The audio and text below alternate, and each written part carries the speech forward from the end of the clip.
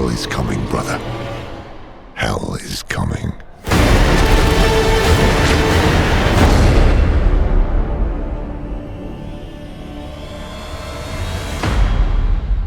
Hey, what's going on guys? Fitz here and welcome to my very first Diablo 4 video. My goal for this video is to summarize all the important things that Blizzard announced or have posted since the game was unveiled last year. Before we go into the details, there are a few things that I would like to point out. I want to cover this game from this point up to its release and hopefully beyond. And I think this is the perfect time for me to start. A new update should just be around the corner if Blizzard sticks with what they announced. They told us before that they will release quarterly updates for Diablo 4. The last release was back in February of 2020, which is almost 3 months ago. So we should expect some Diablo 4 updates by the end of May or early June. I'll try to make this video as short as possible, but I still need to mention the things that I think are important. With those out of the way, let's get into the details. Diablo 4 was unveiled back in November of 2019. The game takes place decades after the events of Reaper of Souls. They released a cinematic trailer and an official gameplay trailer, which I will link in the description. They also showed the main antagonist, Lilith, daughter of Mephisto. To the world of Sanctuary, she's known as the Queen of the Succubi. They are female demons who have craving for blood and use beauty to seduce their victims.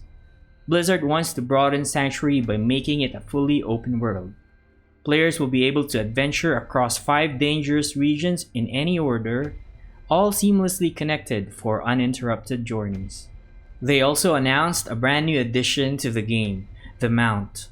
Yes, Diablo 4 has customizable mounts and class-specific dismount kills. You can mount up and roam from zone to zone, completing public events with others, or explore populated town social hubs to party up and trade. Yes, there will be trading in Diablo 4, but more on that later. You can also challenge a world boss or even other players for treasure and glory. They also indicated that you can play solo if you prefer to explore the campaign at your own pace, or play in a group of up to 4 players. There will be 5 unique classes to choose from on launch. So far, they have showed us 3 of the characters. You can play as a barbarian, sorceress, and the druid. The other 2 classes are all just speculations, but I'm hoping for a demon hunter type or a necromancer. And hopefully they add more classes later as part of an expansion or DLC. Diablo 4 is reintroducing both skill points and talent trees. Skill points will be earned by leveling up as well as by hunting down rare tomes out in the world. You can choose to spend skill points as you go, save them up to invest more heavily in skills that are unlocked at higher levels, spread them out between multiple skills, or focus on your favorites to make them even more powerful.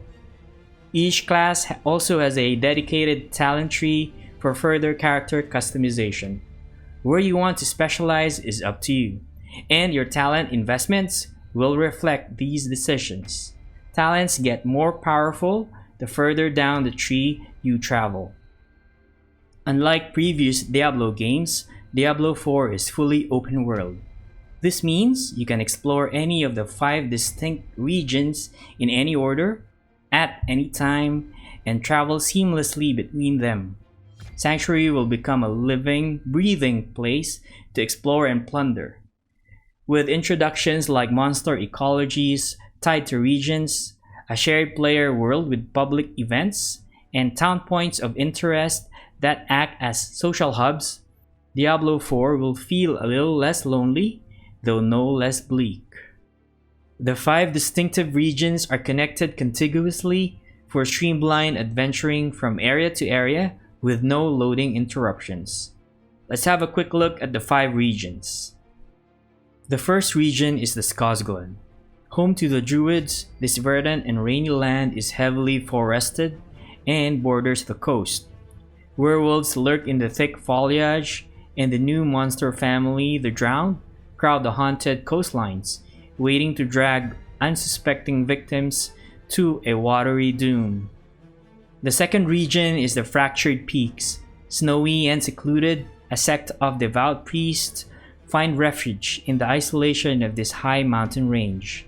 They seek enlightenment while remaining unaware of the horrors that dwell in the dark caves below. The third region is the Dry Steppes. The unforgiving, harsh environment of the Dry Steppes is home only to the hardiest or desperate souls.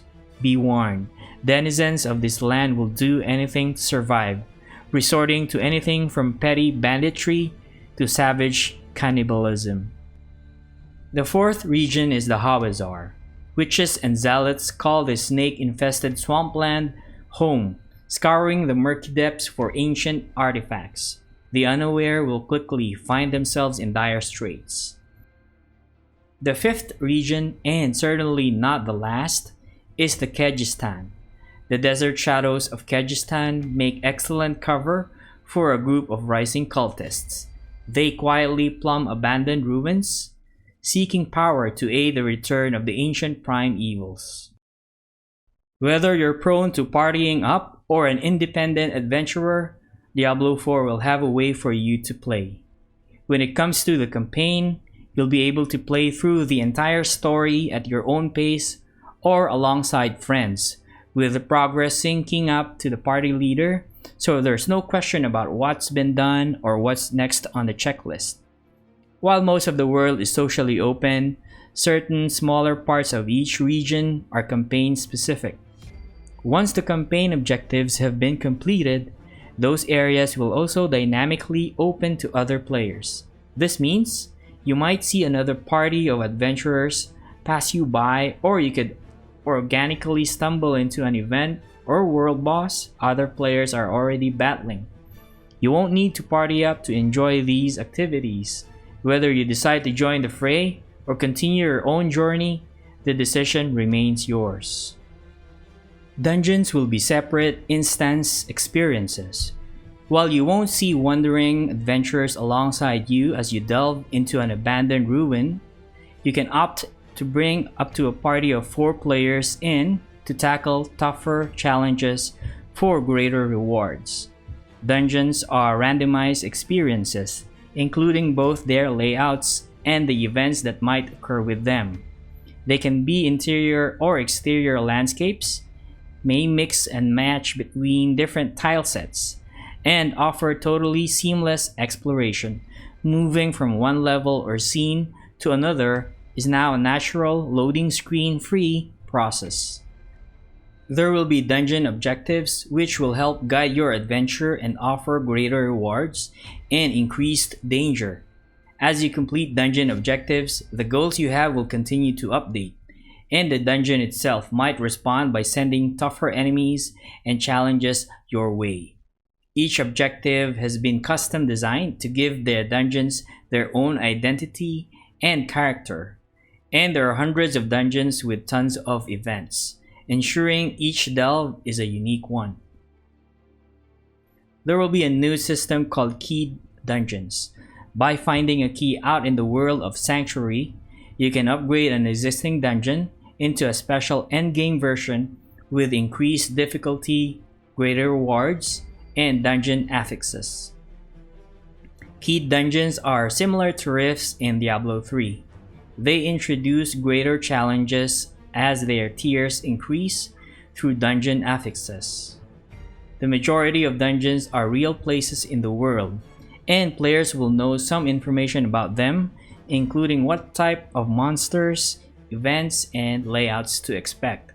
With this information, as well as the specific dungeon affixes being displayed on the key, players will be able to strategize their approach before going into the dungeon.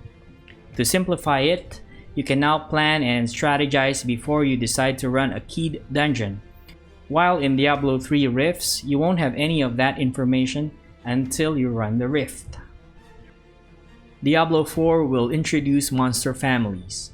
Each monster is now a part of a monster family, which usually includes a handful of different enemies based around a theme and location.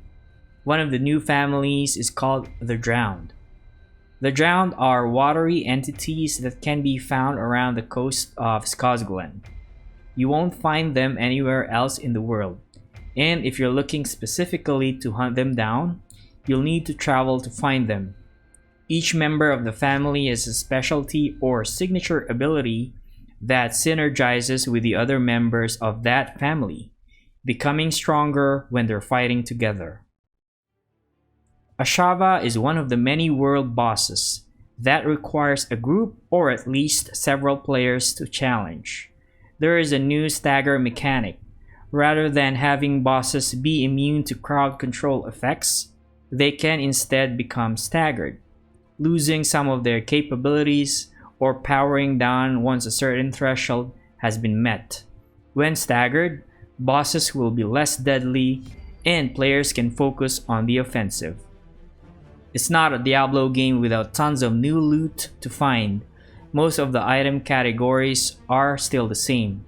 Starting from the basic category, we have the normal or white items, which will have basic stats. Next, magic or blue items, which will have magical properties. Then we have the rare or yellow items, which will have more affixes than magic items.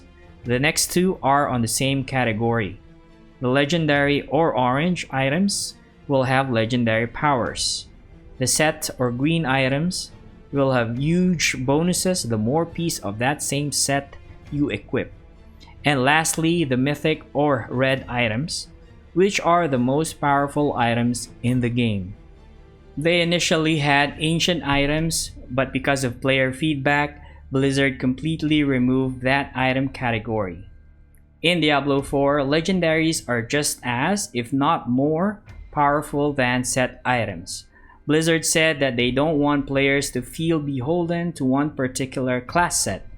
Mythic items will be so powerful, you'll only be able to equip one of them at a time. Blizzard is also introducing a new type of consumable item, which they haven't named yet. This item would be earned by killing monsters just like other items. It would have one random legendary affix on it. It drops only in the late endgame and can be used to apply that affix to any non-legendary item. It's like Ramaladni's gift, but instead of the slot that it gives, it will give a random legendary affix or power. This means that rare items with the best affixes on them are always useful and retain value. The total number of affixes on items will be increased, including magic, rare, and legendary. This should raise the overall importance of non-legendary affixes on the character's overall level of power. There will be 3 new stats on items. The first stat is Angelic Power, which increases the duration of all beneficial effects like self-buffs and healing. The second stat is Demonic Power, which increases the duration of all negative effects, like debuffs or damage over time. The third stat is Ancestral Power, which increases the chance of on-hit effects, like increased proc chance. These new stats can appear as affixes. They will also act as prerequisites for empowering certain other affixes. If you don't have enough of a specific power, you can still equip the item, but you may not benefit from an affix linked to that power. Attack stats can only be found on weapons, while defense stats can only be found on armor. There are no attack and defense stats on jewelry. Blizzard said that attack or defense is not the end of the story of an item's power, but it does fulfill the easy-to-learn, difficult-to-master design philosophy by giving players a broad sense of whether the item is an upgrade. Players who are optimizing their character will still need to take the additional affixes on an item into account, as their benefit to your build can outweigh the raw attack or defense of an item. Solely picking your items based on attack and defense will almost never be the optimal way to play, but it does provide a good starting point for newer players. It's important to reiterate here that items are just one part of a character's overall power. Our goal is to spread out power across different sources, including skill ranks, your character's level, talent trees, items, and the endgame character progression system. Runes are back and better than ever. Runes in Diablo 4 translate to another layer of gear customization. They come in two types: conditions and effects. It's as easy as socketing in one condition and one effect to create your own legendary power. There will be a great variety of both types of runes. Blizzard said they haven't decided whether the character leveling and experience system should be finite or infinite, like the Paragon levels in Diablo 3. They're looking at the pros and cons of both. There seems to be some concern about infinite being worse because it will eventually overshadow all the power granted by other sources. However, they said they can control how much power each system gives, whether it's infinite or finite. Also, power increase doesn't need to be linear throughout the ranks. It can slow down as players reach higher levels. They also said that they want a level cap because it grants players a sense of completion and also a second experience system, like the Paragon levels in Diablo 3, for players who want to go deeper into the game. Ultimately, the goal is to create a meaningful system that provides clear choices depending on your preferred playstyle in the endgame. In Diablo 4, power doesn't come mostly from items. Blizzard said they want to have a good mix of power sources. Characters naturally get stronger as they level up. Skills have ranks that increase power. Talents provide specific playstyle choices and additional character power. And of course, items grant power and meaningful choices as well. Something else to keep in mind is legendary powers are just one part of an item's power, and they won't invalidate all other affixes due to how powerful they are. For example, 2 to 3 normal affixes are currently equivalent in power to a legendary power on most items. Blizzard said they're not planning on bringing back different size items to avoid interrupting gameplay with inventory management. So for now, all items will only take one inventory slot. A number of players asked for the option to rebind their primary skill to anything but the left mouse button, so they could separate moving from attacking. Diablo 4 will give players the freedom to assign any skill to any slot from the get-go. All skill slots can now have their keys rebound. They also indicated that they want to support skill rebinding for controllers. Have you tried using the mouse wheel for movement in Diablo 3? I did, and in my opinion, it was better than left-clicking the ground. Although I had issues breaking doors with some builds, so hopefully this will be avoided in Diablo 4. If you played some Necromancer, then I'm sure you know what I mean. For the action bar, the default position will be on the bottom center for PC players and left corner for consoles. PC players will still have the option to put the action bar on the left corner. Diablo 4 is the first game in the series that is being developed simultaneously for both PC and consoles. Blizzard said that players can switch between controllers and mouse and keyboard on the fly. They are designing a unified UI that is grid-based for ease of navigation. Also, for couch co-op, the UI can be opened independently or at the same time. Okay, that was really long, but we're almost done here. Let me just summarize some of the frequently asked questions and Blizzard's answers. There will be some level of trading while still preserving the loot finding experience. Clans will be a key feature in Diablo 4. There will be PvP or player versus player. Some areas of the world will offer opt-in PvP experiences where you'll need to watch your back while you adventure. Seasons will be returning, and we'll like them to heavily impact your approach to gameplay. More details to come. Hardcore mode will be back. Diablo 4 is coming to both PC and console, including Xbox One and PS4. There are no additional platforms to announce at this time. Once again, I would like to emphasize that the game is still early in development and many things will change. Nothing is final. With that said, I'm super excited for Diablo 4 and I look forward to the next update. Let me know what you guys think in the comment section below. Hit the like button if you think this video was helpful. Make sure to subscribe so you don't miss out on my future videos. Thanks for watching and I'll see you on the next one. Take it easy.